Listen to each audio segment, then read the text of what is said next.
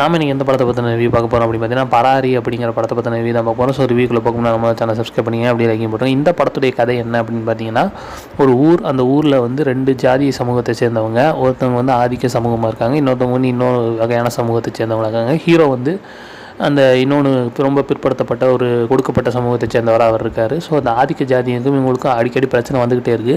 ஒரு கட்டத்துக்கு மேலே இந்த 2 சாதியை சேர்ந்தவங்களுமே வந்து ஹீரோ உட்பட இந்த 2 சாதியை சேர்ந்தவங்களுமே வேறு ஒரு மாநிலத்துக்கு, கர்நாடகாவுக்கு வேலைக்கு போகிறாங்க. அங்கே போய் இவங்க வந்து இவங்களே மொத்தமாகவே அடக்குமுறைக்கு உள்ளாக்கப்படுறாங்க.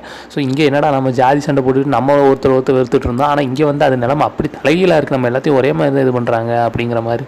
ஸோ அதுக்கப்புறம் இந்த கதையில் என்ன நடந்துச்சு அப்படிங்கிறதான் கதை. ஸோ ஒரு சோசியல் ட்ராமா, ஈக்குவாலிட்டி, ஜாதிய பிரச்சனைகள், மத இன ஜாதி, இந்த மாதிரி பல பிரச்சனைகள்லாம் நம்ம இந்தியா பிரிஞ்சு கிடக்க, அந்த மாதிரி பிரச்சனைகள்லாம் பேசக்கூடிய ஒரு சோசியல் படமாக இருந்துச்சு.